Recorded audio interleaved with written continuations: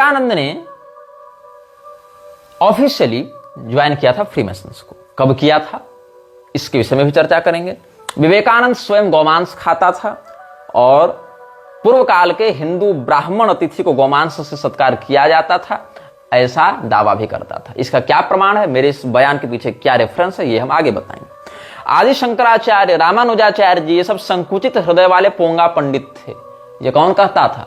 तुम्हारा लाड़ला प्याला नरेंद्र दत्त उर्फ विवेकानंद। इसका भी रेफरेंस आगे देंगे। भगवान वेदव्यास और ब्राह्मण ऋषियों की बुद्धि मंद बुद्धि थी। उन्होंने भ्रांति, त्रुटि और द्वेष से भरे हुए विचार के कारण स्मृतियों और पुराणों की रचना की। ये किसका बयान है? विवेकानंद का बयान है। इसका भी रेफरेंस आगे देंगे। मैक्स मूलर जो है, मॉडर्न प्रोफेसर बनने के लिए जो मोनियर विलियम्स से भिड़ा था, मॉडर्न प्रोफेसर पर भी हम इस विषय में आगे चर्चा करेंगे। तो मैक्स मूलर वेदांतियों का भी वेदांती है, वेदांत के वास्तविक मर्म को जानने वाला है। उसको देखकर ब्रह्मर्षि वशिष्ठ का स्मरण हमें हो आता है। ये किसने कहा था? विवेकानंद ने कहा था। और मैक्स मूलर क्रिश्चियनिटी को भारत में लागू करने के लिए कितना षड्यंत्र रचा है, इसको थोड़ा भी अगर आप शोधार्थी प्रवृत्ति के होंगे तो जानते होंगे। आर्य समाज वाले सेक्टर्स में हम इस विषय में बहुत कुछ कह चुके हैं। और रामकृष्ण मिशन के आश्रम में तो सन्यासी लोग भी मांस मछली सब खाते हैं। विवेकानंद भी स्वयं खाता था, खूब अमेध्य भक्षण किया, ये सब भी बताते हैं। विवेकानंद इस्लाम और क्रिश्चियनिटी का भी बहुत प्रशंसक रहा है।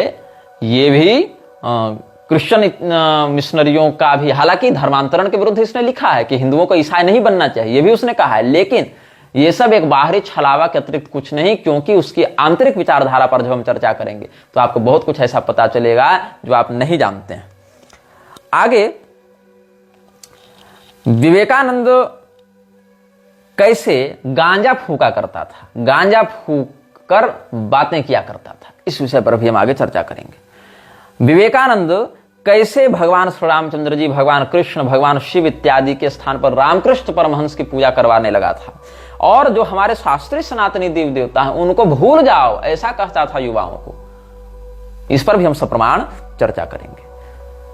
अब जीसस क्राइस्ट के ऊपर विवेकानंद के विचार क्या हैं, पैगंबर के ऊपर विवेकानंद के विचार क्या हैं, इस्लाम पर विवेकानंद के विचार क्या हैं, इन सब विषयों में हम आपको बताएंगे। और सबसे बड़ी बात कि विवेकानंद वेदों के विषय में जो बातें कहता है उनका विवेकानंदी पक्ष क्या है और उनका धर्मशास्त्री पक्ष क्या है, इस पर भी हम आपके समक्ष चर्चा कर रहे हैं। एक पुस्तक है, बंगाली में है, उसको हम इंग्लिश में या हिंदी में ट्रांसलेट करके आपको बताएंगे। मैंने अपने बांग्लादेशी मित्रों से उस बंगाली ट्रांसलेशन का ऑथेंटिक, बंगाली एडिशन का ऑथेंटिक ट्रांसलेशन कराया है, तो हम आपको बता रहे हैं। पुस्तक का नाम ध्यान से सुनना, पुस्तक के प्रकाशक का नाम ध्यान से सुनना, पुस्तक का एडिशन, पुस्तक का पेज नंबर, पुस्तक का विषय ध्यान से सुनना। बाद में कमेंट में पूछते हो कहां लिखा है बताओ, तो वीडियो में हम सारी बात बताते जा रहे हैं।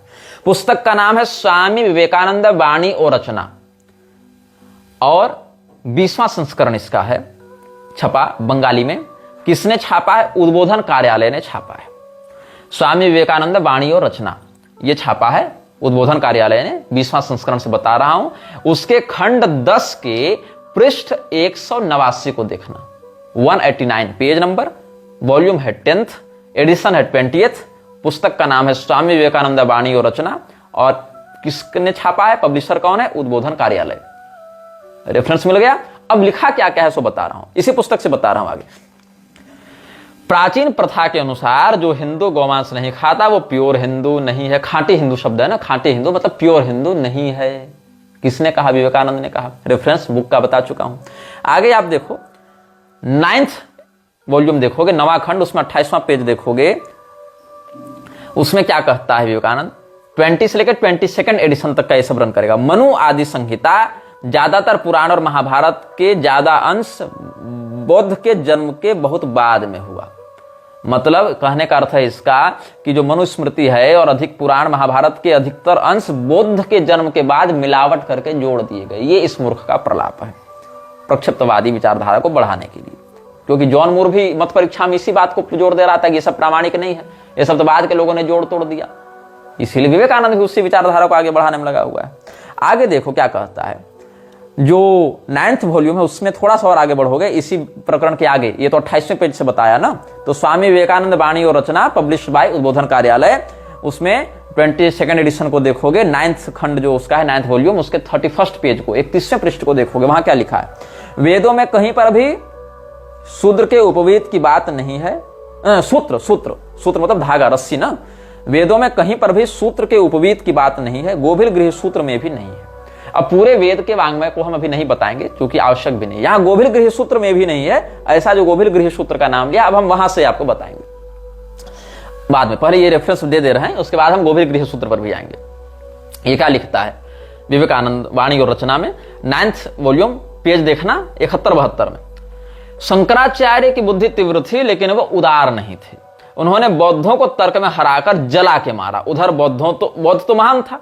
बौद्ध बहुजन सुखाय बहुजन हिताय की बात करते थे और एक छाग शिशु के प्राण त्याग करने को राजी थे।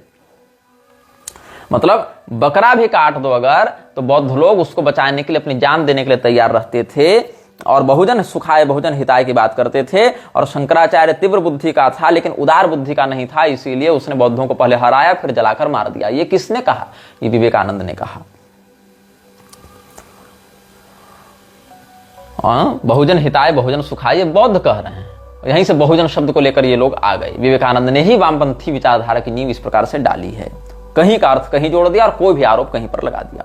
अब आगे देखो चंगेज खान के विषय में विवेकानंद के विचार, ये 9th वॉल्यूम में ही मिलेगा, पेज 190 में जाओगे तब इसी पुस्तक में। लोगों ने चंगेज खान को नीच और आक्रामकता बताया। मतलब लोगों ने, ये भाव है, बंगाली का ट्रांसलेट करके भाव बता रहा हूं। लोगों ने चंगेज खान को नीच और आक्रामकता कहा, लेकिन ऐसा सत्य नहीं है। उन्हें उनके तरह महामानव व्यक्ति अर्थलोलुप नहीं होता।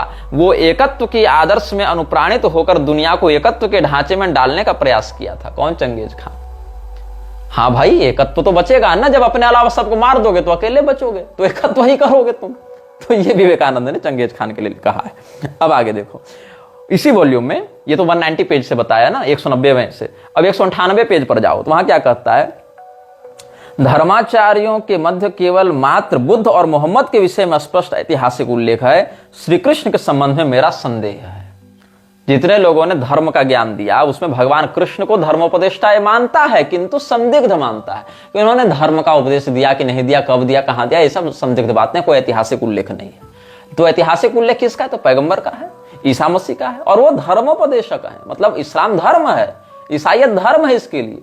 और जो वास्तव में आचार्य प्रभु धर्म धर्मस्य प्रभुरच्युत है उसको ये संदिग्ध मानता है विवेकानंद। अब सोच लो ये हिंदुओं के लिए काम कर रहा था कि किसके लिए काम कर रहा था? आगे और देखो पेज 316 वॉल्यूम 9th इसी पुस्तक में। वेदों में 4 युग का उल्लेख नहीं है, यह केवल पौराणिक युग की कल्पना मात्र है। तो कलिसंतरणोपनिषद क्या है फिर?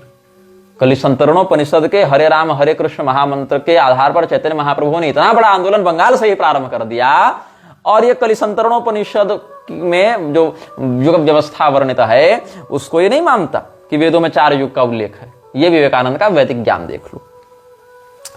मोहम्मद साम्यवाद का आचार्य है, ये विवेकानंद ने कहा है। कहां पर? 8th वॉल्यूम में पेज 194 देखना। स्वामी विवेकानंदेर वाणी और रचना, बंगाली एडिशन है, पब्लिश्ड बाय उद्बोधन कार्यालय। स्वामी विवेकानंदेर वाणी और रचना 8th वॉल्यूम 194 पेज में मोहम्मद साम्यवाद के आचार्य हैं, ये कह रहा है। और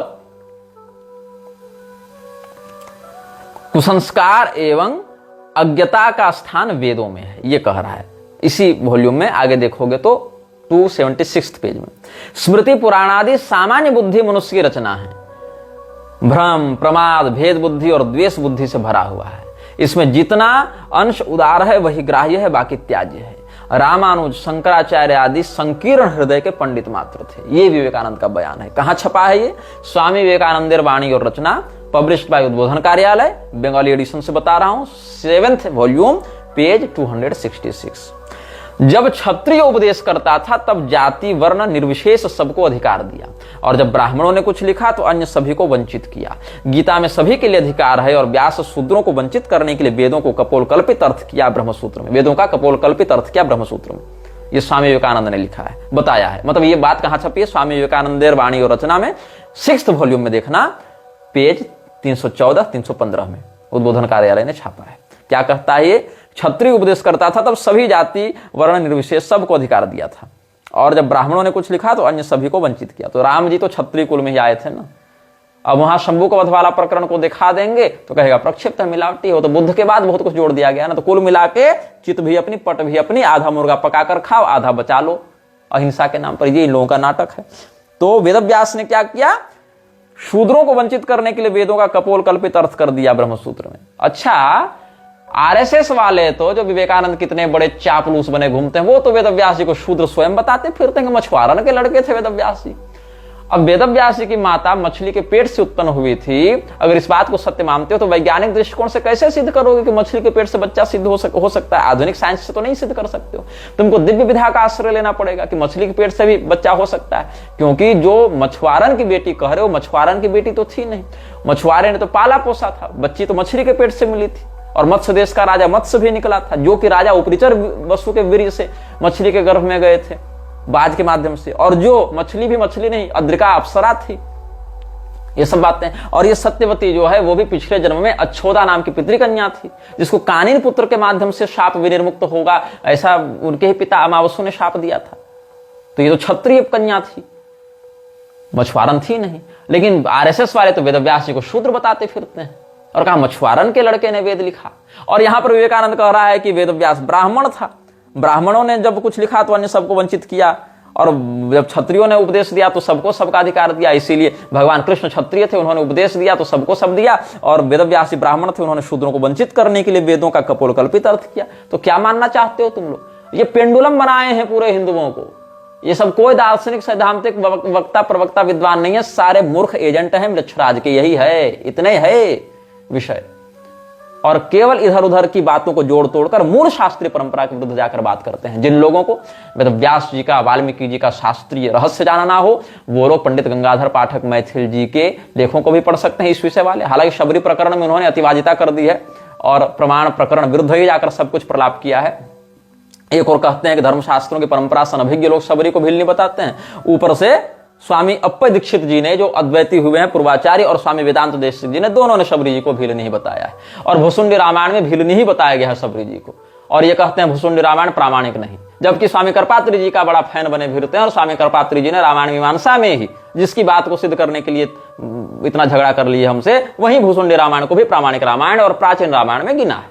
तो कुल मिलाकर यही 2-3 विषय में इनका पूरा का पूरा लेख खंडित हो जाता है। लेकिन चलो ठीक है, उस विषय को यहां हम नहीं घसीटेंगे अधिक। लेकिन वेदव्यास जी और वाल्मीकि जी पर, सूत जी पर इनका अच्छा लेख है, उसको पढ़ना चाहिए आप सबको। और संक्षेप में समझना चाहते हो तो हमारी पुस्तक उत्तरकांड प्रसंग एवं संन्यासाधिकार विमर्श में पढ़ लेना, अथवा वेबसाइट पर भी वेदव्यास वाल्मीकि बाय निग्रहाचार्य ऐसे सर्च करोगे तो वेबसाइट इत्यादि पर भी ऑनलाइन प्राप्त हो जाएगा। हमने अपने मुख्य चैनल पर बहुत पहले इस पर वीडियो भी बनाकर डाला हुआ है। अस्तु, अब शंकराचार्य महामनीषी था, लेकिन मुझको लगता है कि उनका हृदय मस्तिष्क के अनुरूप नहीं था, यह कहना है विवेकानंद का। 5th वॉल्यूम जो है स्वामी विवेकानंद वाणी और रचना, उसके पेज 123 से बता रहा हूं। भारत में एक काल था जब गौमांस भोजन न करने से किसी भी ब्राह्मण का ब्राह्मणत्व रहता ही नहीं था। मतलब ब्राह्मण को ब्राह्मण बने रहने के लिए गोमांस खाना अनिवार्य था। लेकिन विवेकानंद तो कह रहा था, जो संस्कृत की कोई चिट्ठी नहीं लिखा था जिसमें इमिटेशन ऑफ क्राइस्ट वाली पुस्तक भी भेजा था, जिसका वर्णन हम पहले कर चुके हैं, उस चिट्ठी में तो ये कह रहा था कि जन्मना वर्ण व्यवस्था नहीं है, कर्मणा है।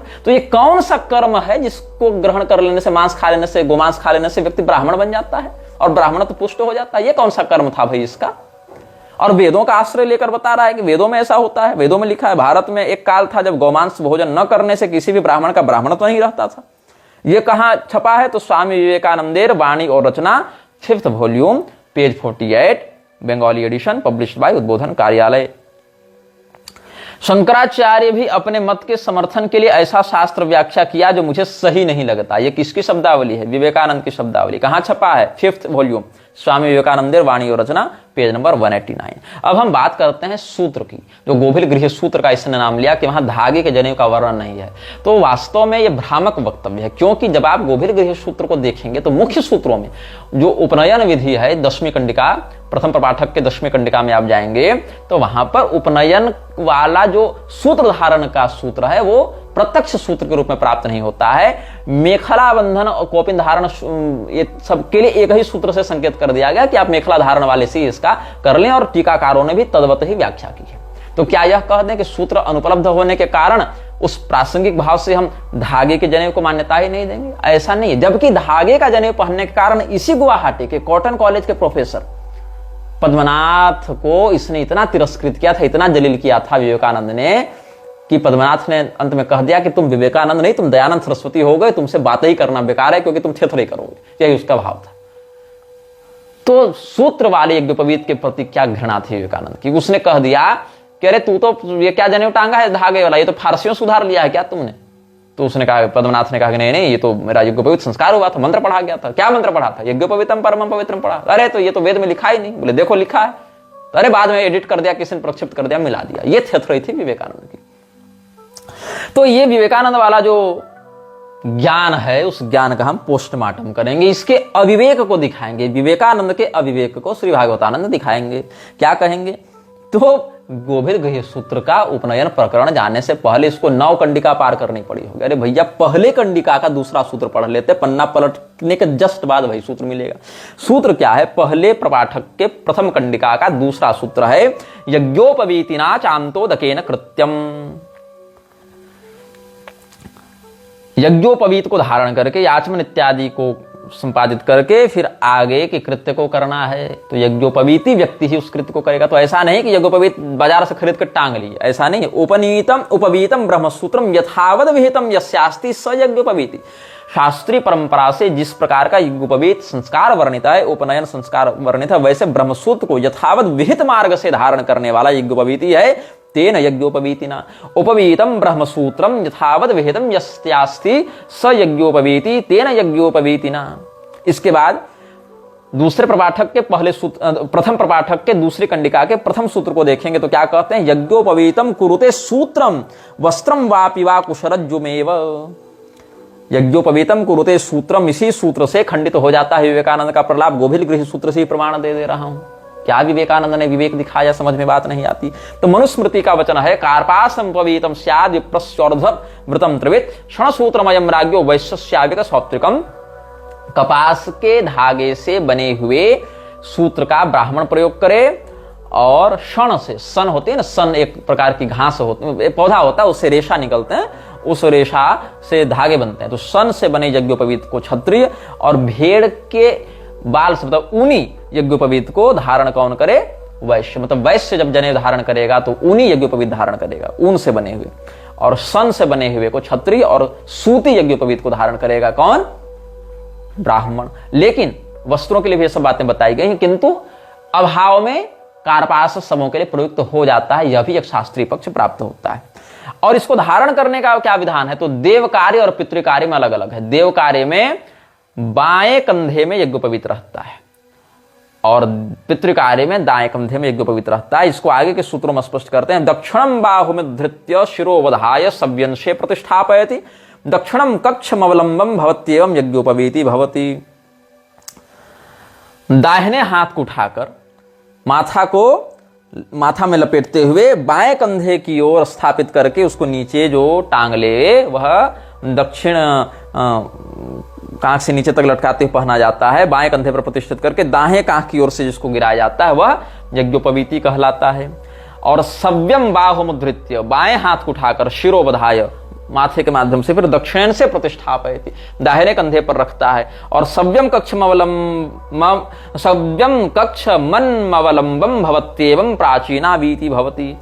और फिर बाएं कांख की ओर से नीचे उसको गिराता है तो वह प्राचीनावीति कहलाता है। और पितृयज्ञ में मतलब जो श्राद्ध कर्मादि हैं उन सबों में पितृयज्ञ त्वेवं प्राचीनावीति भवति। ये गोभिल गृह सूत्र का मत है। तो ये कैसा विवेकानंद था, कैसा विवेक था जो वेदों के नाम पर इतने बड़े बड़े दावा करता था। और वहीं गोभिल गृह सूत्र से हमने 3-3 सूत्र यही दिखा दिए जो प्रारंभिक सूत्र ही हैं।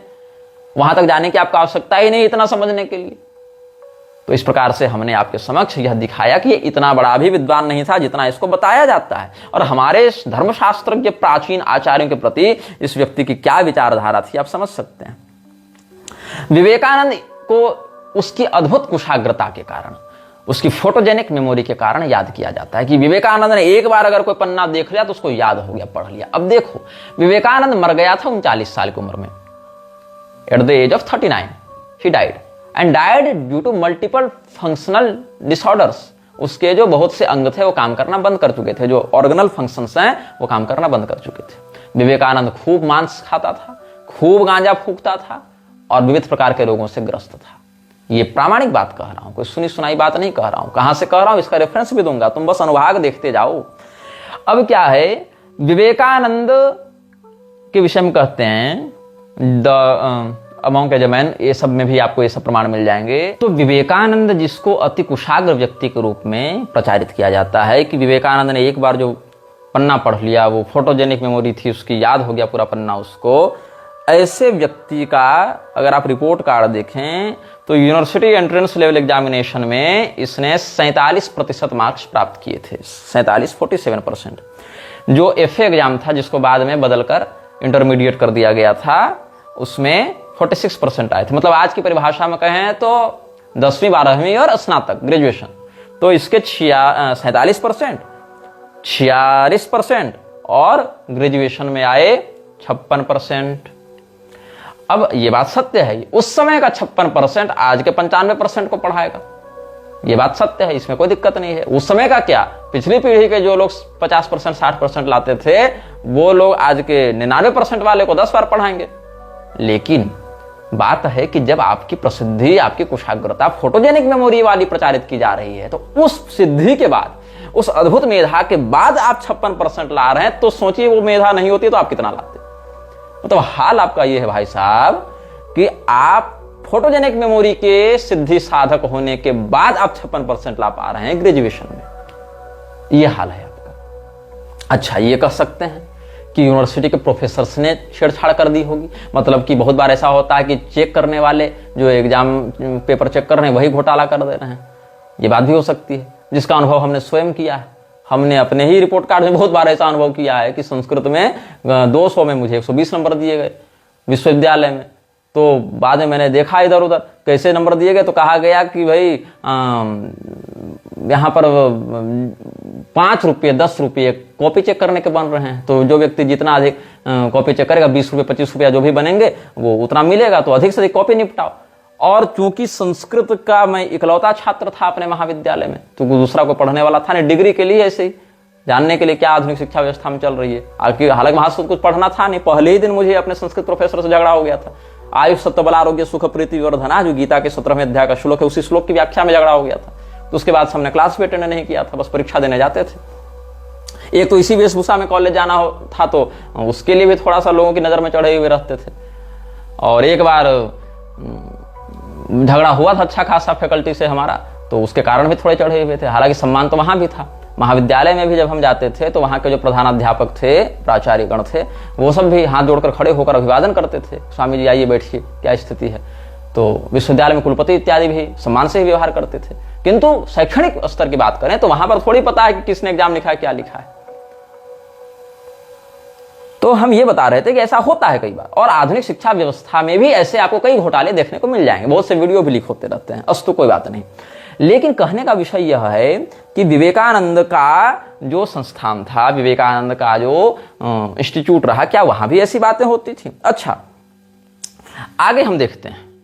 1890 की बात है, 22 जनवरी 1890 ईस्वी में दयानंद गाजीपुर पहुंचा, जो कि यूपी का पूर्वी भाग था उस समय, और वहां पर एक बहुत बड़े साधक रहते थे, पवहारी बाबा। अब पवहारी बाबा या पयोहारी बाबा जो हैं वो बहुत सिद्ध साधक रहे, हठ योग के, ऐसा दावा किया गया, और बहुत कम भोजन का प्रयोग करके वो गुफाओं में रहा करते थे। 4 फरवरी को, ये 22 जनवरी की बात से उसको पता चला विवेकानंद को बाबा जी के बारे में, और 4 फरवरी को एक चिट्ठी लिखी है प्रमददास मित्रा को, किसने, विवेकानंद ने, और उसने कहा कि हम ऐसे महापुरुषों से मिले और हम इनसे दीक्षा लेना चाहते हैं और हम इनसे दीक्षा लेंगे। हालांकि इस समय रामकृष्ण परमहंस का परलोक गमन हो चुका था। तो विवेकानंद ने कहा अब हम नया गुरु बनाएंगे, हम तो भटक रहे हैं तो हम नया गुरु बनाएंगे। तो नया गुरु बनाने का जब इसने विचार किया तो 21 रातों तक ये उसके साथ रहा, पयोहारी बाबा के साथ। बाबा इसको योग अभ्यास सिखाते थे। अब विवेकानंद योगाभ्यास सीखने लगा। 21 रात के बाद ये कहता है कि नहीं नहीं, हम तुमसे दीक्षा न लेंगे, हम तुमसे योग नहीं सीखेंगे। क्यों नहीं सीखेंगे? तो हमारे गुरुजी रामकृष्ण परमहंस सपने में आकर बड़े उदास दिखे और कुछ कह नहीं रहे थे, बस हम उनको बड़ी उदास मुद्रा में देखे हैं, इसीलिए हमको आपसे दीक्षा लेने का मन नहीं है। हमको लगता है मेरे गुरुजी नहीं चाहते कि हम आपसे दीक्षा लें। ठीक है भैया, मत लो, जाओ यहां से। अब लिखता है I will now never go to any मियाँ नाउ, बाबा लोगों के पास अब हम नहीं जाएंगे। रामकृष्ण परमहंस ही हमारे अब एकमात्र गुरु रह गए, अब हमें पयोहारी बाबा से दीक्षा नहीं लेंगे। तो इसके पीछे लग सकता है आप लोगों को कि रामकृष्ण परमहंस के प्रति अनन्य निष्ठा होगी, सच्चा गुरु का सच्चा चेला होगा विवेकानंद। तो क्या ऐसी बात है?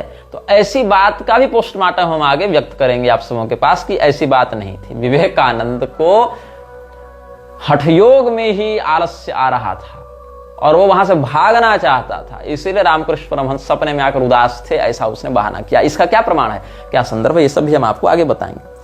उससे पहले की बात बताऊं तो 1888 ईस्वी में ये आगरा से वृंदावन से आगरा की पैदल यात्रा पर था। एक व्यक्ति सड़क किनारे बैठा दिखा। सड़क किनारे एक व्यक्ति बैठा दिखा, क्या कर रहा है भैया? तो चिलम तैयार कर रहा है। अब चिलम तैयार कर रहा है, मस्त गांजा फूक रहा है, चिलम तैयार कर रहा है। विवेकानंद को उठी तलब, बोला अपन को भी चिलम मांगता है, अपन चिलम पिएगा, चिलम कहां मिलेगा, यही देगा। अब ये था सन्यासी के वेश में, जो कि सामान्यतः उस समय ब्राह्मण साधुओं की वेशभूषा थी, और ये व्यक्ति था शूद्र वर्ण का, जो चिलम फूक रहा था सड़क किनारे बैठकर, वो था शूद्र वर्ण का, भंगी जाति का था। तो इसने सोचा कि ये मेरी ओर क्यों आ रहा है, कहीं कोई लफड़ा ना हो जावे, कहीं कोई समस्या ना हो जावे। तो ये जब गया चिलम मांगने विवेकानंद के पास, तो कहा कि आप तो साधु हैं, महाराज यू आर साधु है ना, मैं भंगी। उसने कहा मैं भंगी जाति का हूं, आप साधु हैं तो आप मुझसे चिलम कैसे लेंगे? तो विवेकानंद ने क्या कहा, I am sannyasi, I have left all caste and family ties aside, why shouldn't I smoke a bhangi chillum? अरे हम सन्यासी हैं, हमने जाति बंधन तोड़ दिया, हमने परिवार बंधन तोड़ दिया, हम भंगी का चिलम क्यों नहीं पी सकते? तो सन्यासी बाबा परिवार का मोह तोड़ दिए, सन्यासी बाबा जाति बंधन तोड़ दिए, लेकिन सन्यासी बाबा चिलम का बंधन नहीं तोड़ सके। समझ गए? तो उस व्यक्ति ने सोचा ये साधु मेरे पास क्यों आ रहा है, मेरे पास तो कुछ नहीं है। विवेकानंद ने कहा असली माल तुम्हारे पास है, हम तो आएंगे तुम्हारे पास। तो मतलब यहां पर याद आते हैं अवध ओझा साहब कि ओ भाई साहब, ये होती है असली राजा वाली मेंटेलिटी। आप मान लीजिए कि आप राजा हैं ना, ये होती है असली राजा वाली मेंटेलिटी। भाई साहब क्या भांग पी के भंड पड़े हुए हैं और दुनिया आपको महर्षि महर्षि कह रही है। भारत का राष्ट्रपिता छोड़ो, राष्ट्रपितामह कह रहा है आर्य समाज दयानंद को। आप भांग पी के भंड पड़े हुए हैं, आपको दुनिया महर्षि बोल रही है, वेदों का उद्धारक बोल रही है, क्रांतिकारी बोल रही है, पाखंडियों का विध्वंसक बोल रही है, और उधर आपका चेहरा जगदीश्वरानंद छापे जा रहा है ताबड़तोड़ कि दयानंद सरस्वती तो आकाश में उड़ता था, और भाई साहब आप भंग के भंडई में एकदम पड़े हुए हैं। ये होती है साहब असली राजा वाली मेंटलिटी। इधर आप विवेकानंद हैं, नरेंद्र दत्त हैं, आप उधर सड़क किनारे चिलम फूंक कर आप भी भंड पड़े हुए हैं, और दुनिया आपको युवाओं का आदर्श बता रही है, दुनिया आपको महान वेदांती हिंदू धर्म का प्रचारक बता रही है। आप एकदम गांजा के नशे में कह दे रहे हैं कि असली वेदांती तो मैक्स मूलर है, वेदांतियों का भी वेदांती मैक्स मूलर है, और शंकराचार्य तो पोंगा पंडित था, और दुनिया जय जयकार कर रही है, आह क्या क्रांतिकारी वक्ता हमें प्राप्त हुआ है। आप कह रहे हैं कि मेरी मौत का उत्तरदायी ये हिंदू लोग हैं, इन लोगों ने मुझे कॉपिन पहनाकर मधुमेह का रोगी बना दिया। Yes, this is right. Vivekananda ने दावा किया था कि उसको डायबिटीज इसीलिए हुआ क्योंकि लोगों ने उसको अंडरवियर पहनने से रोक दिया और उसको कॉपिन पहना दिया, इसके लिए उसको डायबिटीज हो गया और वो मर रहा है। ये विवेकानंद का दावा था। कहां यह दावा किया गया, इसका भी प्रमाण आगे दूंगा, अभी बस सुनते जाओ, बहुत मजा आने वाला है। आपकी बात पर लोग विश्वास कर ले रहे हैं।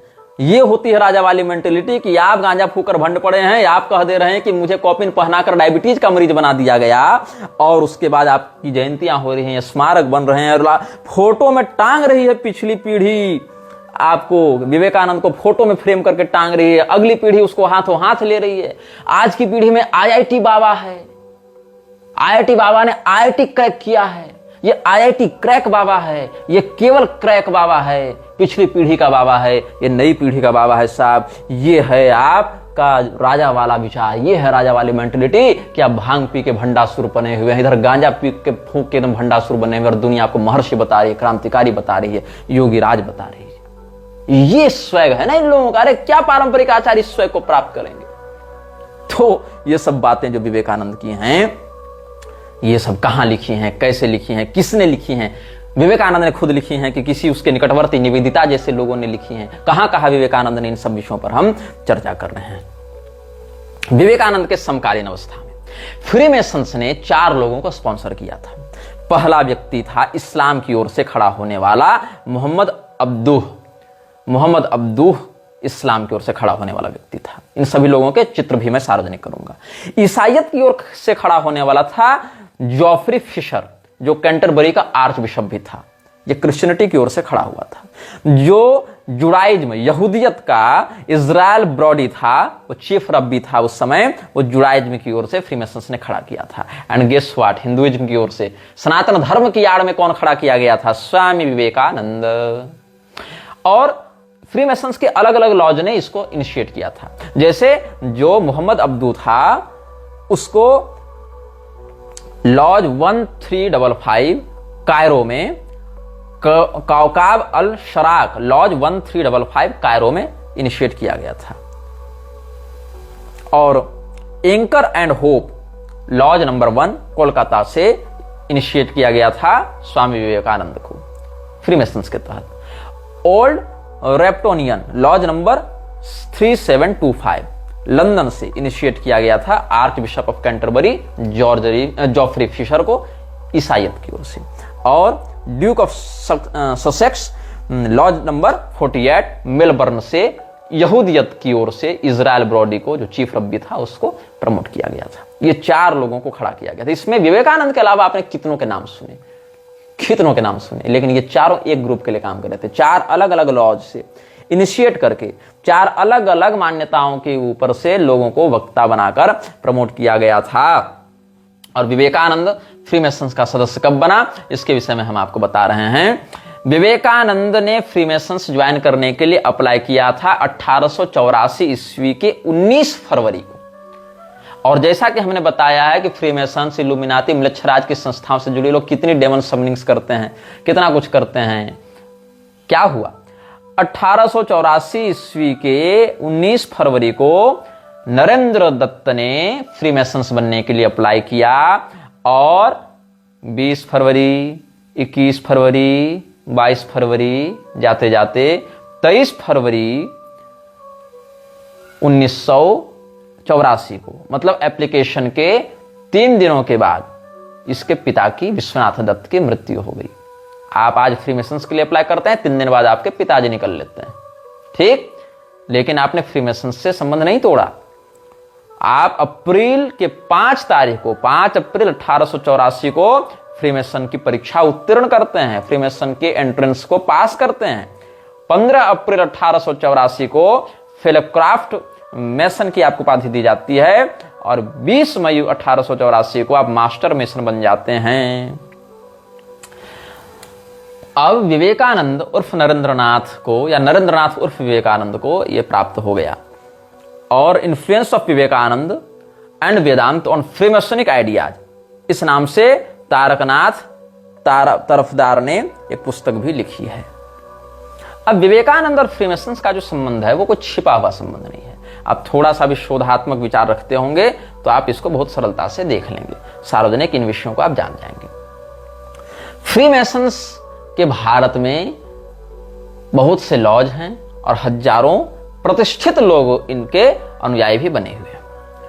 फ्रीमेसन्स ने विवेकानंद को इनिशिएट इसीलिए किया ताकि विवेकानंद की वक्तृत्व शैली का आश्रय लेकर पश्चिम जगत में उसको प्रभावशाली वक्ता के रूप में स्थापित किया जाएगा। और पश्चिम जिसको हाथों हाथ सम्मान देता है, भारत की जनता भी उसके पीछे पागल होकर घूमने लग जाती है, उसको सब कुछ मान लेती है। अब जो W.L. विमसर्स्ट ने लिखा है, WILMSHURST इसके नाम की वर्तनी, उसने पुस्तक लिखी है मीनिंग ऑफ मिशनरी। उसमें एक कोट मैं करना चाहूंगा उस पुस्तक से, the religions of the world तो all aiming at teaching truth express that truth in different ways. विश्व के सभी रिलीजन्स, और यहां हिंदू धर्म को भी रिलीजन में ही गिनेगा, ये सभी एक ही बात को उपदेश कर रहे हैं, सत्य का उपदेश। हालांकि सत्य बताने का तरीका इन सबों का अलग अलग है। और इसी बात को घुसाते हुए, इसी मैसोनिक आइडिया को रामकृष्ण परमहंसोपनिषद नाम से फर्जी उपनिषद लिखकर कृष्ण यजुर्वेदीय उपनिषद की आड़ में डालते हुए किसने प्रचारित किया था?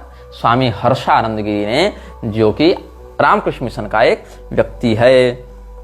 तो विवेकानंद के साथ साथ और बहुत से लोग उस समय, जैसे देशबंधु की उपाधि थी CR दास को, वो MR जयकर, C राजगोपालाचारी और AL Mudaliar, BG Kher, CP Ramaswamy Iyer, इन सभी लोगों के नाम आप गूगल में सर्च कर लेंगे तो पता चल जाएगा ये सब कौन कौन। ये सारे लोग फ्रीमेसन्स से जुड़े हुए थे। और जिस समय विवेकानंद को ऑफिशियली फ्रीमेसन्स की वेबसाइट पर अपलोड किया गया था, तो जस्टिस देवेंद्र गुप्ता, भारत की न्यायपालिका का जज, जो उस समय ग्रैंड लॉज ऑफ इंडिया का ग्रैंड मास्टर था, वो क्या कहता है, there are number of prominent Indians who have been Freemasons. The most important and revered of all, of course, is Swami Vivekananda, who is known to us as brother Narendra Dutt. और विवेकानंद को सम्मानित करने के लिए, विवेकानंद को glorify करने के लिए फ्रीमेसन्स ने एक और काम किया। मैसोनिक पीडिया में आपको ये मिल जाएगा, जैसे विकिपीडिया है ना, वैसे फ्रीमेसन्स के लिए मैसोनिक पीडिया है, और मैसोन इंडिया भी है भारतीय फ्रीमेसन्स के लिए। तो कन्याकुमारी लॉज विवेकानंद 254 ये 12 फरवरी 1985 ईस्वी को खोला गया, और नागपुर लॉज विवेकानंदा के नाम से खोला गया 2 अप्रैल 2010 को। और अब जाने कि नागपुर में ही आरएसएस का मुख्यालय है। आरएसएस की स्थापना करवाने के लिए गायकवाड़ फैमिली ने बहुत जोर दिया है, और आरएसएस विवेकानंद का बहुत बड़ा पैरोकार भी है।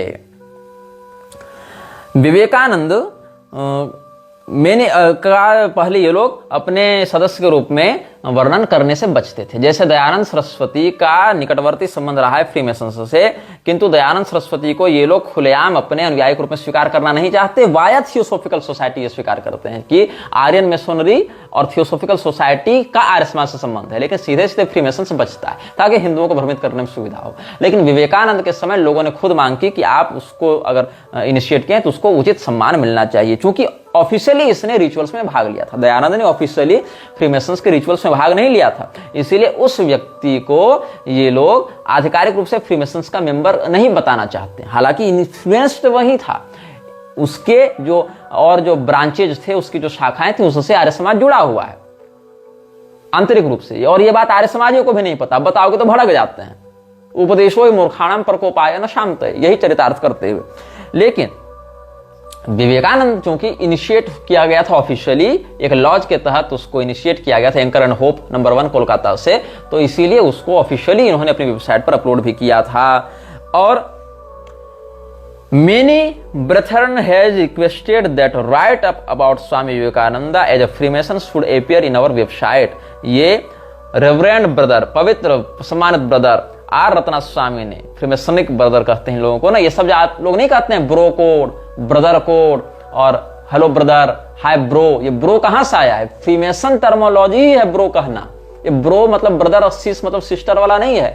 हर फ्रीमेसनरी अपने दूसरे फ्रीमेसनरी को ब्रदर ही कहता है, इसीलिए ये लोग स्वामी विवेकानंद की अपेक्षा ऑफिशियली ने ब्रदर और उससे पहले आर लगाते हैं। आर मतलब रेवरेंड, मतलब सम्मानित, आदरणीय, माननीय, महोदय। तो रेवरेंड ब्रदर नरेंद्रनाथ दत्त, तो R.ब्रो नरेंद्रनाथ दत्त, ऐसा ये लोग नाम लेते हैं फ्रीमेसन। ये फ्रीमेसन्स का रिचुअल्स का एक कस्टम है, ये उनकी परिपाटी है लोगों को ब्रदर कहना। तो ये जो ब्रो का जो है ना, ब्रो कोड और ब्रो हर बात में लगाने का, ये फ्रीमेसनरी ट्रेंड ही है जो तुम्हारे अंदर घुसा हुआ है। तो इस प्रकार से और फ्रीमेसनरी का आप वेबसाइट देखेंगे तो यहाँ विवेकानंद के नाम से जो सेक्टर बना हुआ है, grand lodge of British Columbia and Yukon, यहां से आप देखेंगे तो Swami ji is the only Indian whose biography has been published by this lodge. ये भी आपको बात समझ में आएगी विवेकानंद को ग्लोरीफाई करने के लिए। और विवेकानंद की प्रतिमाएं भी इन लोगों ने आधिकारिक रूप से लगवाई हैं, और ब्रो नरेंद्रनाथ दत्त इस नाम से ही उसको लिखा गया है। Artist perception of Swami Vivekananda as freemason, और ऊपर नाम लिखा है ब्रो नरेंद्रनाथ दत्त, ब्रदर। मैंने आपको बताया ना, हालांकि रेवरेंड नहीं लिखा है, आर नहीं लगाया है, लेकिन ठीक है। ऊपर फ्रीमेसन्स का लोगो है, बीच में विवेकानंद की मूर्ति है, और नीचे लिखा गया है ब्रो नरेंद्रनाथ दत्त। ये विवेकानंद का वास्तविक इतिहास है। स्वामी विवेकानंद फ्रीमेसन्स बने हैं, इसका वर्णन कहां मिलेगा? The life of Swami Vivekananda volume 1, और उसका हिंदी अनुवाद देखें, युग नायक विवेकानंद वॉल्यूम 1 पेज 80 क्या कहता है। और वहां पर आप देखें तो लाइफ ऑफ स्वामी विवेकानंद के पेज 117 और 118 में मिलेगा। Eastern and western disciples return by his eastern and western disciples, यहां मिलेगा। क्या वर्णन है इस पुस्तक में कि 19 फरवरी 1884 ईस्वी को नरेंद्रनाथ दत्त ने anchor and hope lodge number 234 को ज्वाइन किया, जो कि grand lodge of India number 1 इस रैंकिंग के साथ चल रहा है, इस सीरियल के साथ चल रहा है, ज्वाइन किया। 3 दिन के बाद उसके पिता की मौत हो गई। वीसी बनर्जी और निमाय चंद्र बसु जो नरेंद्रनाथ दत्त के पिता विश्वनाथ दत्त के मित्र थे, उसमें वीसी बनर्जी तो पहले से फ्रीमेसन्स का सदस्य था, वही इस व्यक्ति को फ्रीमेसन्स में इनिशिएट करवाता है और इस लॉज के वे एक्टिव मेंबर्स भी थे। मतलब विवेकानंद के पिता के मित्रों ने ही विवेकानंद को घुसाया ब्रदर नरेंद्रनाथ दत्त के नाम से फ्रीमेसन्स में। After joining the Masonic Lodge, Narendranath Dutt passed their test on April 5, 1884 and was raised to the degree of Master Mason on May 20th of the same year. और यही कारण है कि इस घटना के 10 साल के बाद जब विवेकानंद शिकागो में कुछ समस्याओं का सामना कर रहा था तो जीसी कॉनर जो वहां फ्रीमेसनरी उच्चाधिकारी था, उसने शिकागो के फ्रीमेसन्स को निर्देश पत्र जारी किए थे कि विवेकानंद को किसी प्रकार की समस्या नहीं होनी चाहिए, विवेकानंद को हर प्रकार की सुविधा मुहैया कराई जाए। अच्छा, विवेकानंद कितना बड़ा झूठा था ये आप देखना जब इसने एक चिट्ठी लिखी है प्रोफेसर जॉन हेनरी राइट को।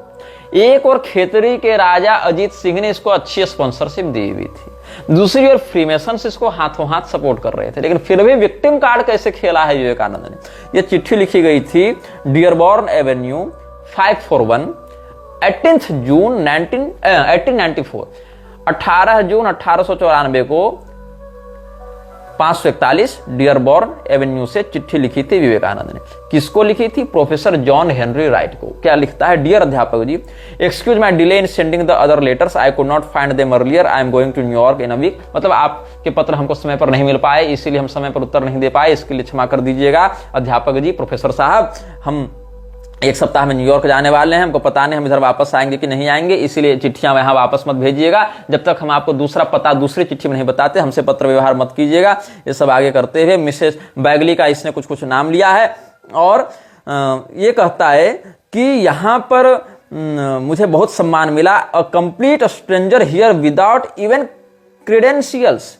यहां पर मुझे कोई पहचानता नहीं था, जानता नहीं था, सहयोग नहीं करने वाला था, मैं बिल्कुल अनजान व्यक्ति था यहाँ के लिए, और फिर भी आप लोगों ने मुझे बड़ा सम्मान दिया, सत्कार दिया। जो व्यक्ति 10 साल फ्रीमेसन्स का सदस्य रहा हो आधिकारिक रूप से, जिसको एकोमोडेशन देने के लिए फ्रीमेसन्स के उच्चाधिकारी चिट्ठी लिख रहे हैं, जीसी कॉनर जैसे लोग जो फ्रीमेसन्स के उच्चाधिकारी थे, वो शिकागो फ्रीमेसनरी को निर्देश दे रहे हैं कि विवेकानंद को किसी प्रकार की समस्या नहीं होनी चाहिए। वो क्या लिख रहा है कि हमको तो बड़ी समस्या यहाँ हो जाती, हम तो बड़े अनजान व्यक्ति हैं यहाँ के लोगों के लिए, हम तो स्ट्रेंजर हैं, कंप्लीट स्ट्रेंजर हैं यहाँ के लोगों के लिए। जबकि फ्रीमेसनरी जो ब्रदरहुड चलाती है, वहां कोई व्यक्ति किसी के लिए अनजान नहीं होता है, ये सारे लोग एक दूसरे सिंडिकेट से जुड़े हुए होते हैं। और यहां पर विवेकानंद कहता है मेरा बड़ा तिरस्कार किया गया लोगों के द्वारा जब उन्होंने भारतीय वेशभूषा में हमको देखा। ये सब बातों पर भी हम आगे सप्रमाण चर्चा करेंगे कि कब कहा, कहां कहा, किसके सामने कहा विवेकानंद ने। यह वीडियो जल्द ही हटा दिया जा सकता है, कृपया थर्ड पार्टी ऐप्स का उपयोग करके डाउनलोड करें। आप इस वीडियो को अपने चैनल पर फिर से अपलोड भी कर सकते हैं।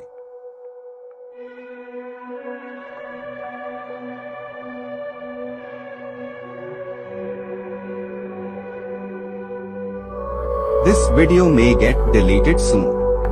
Please download using third-party apps. You may also re-upload this video on your channels. Thank you.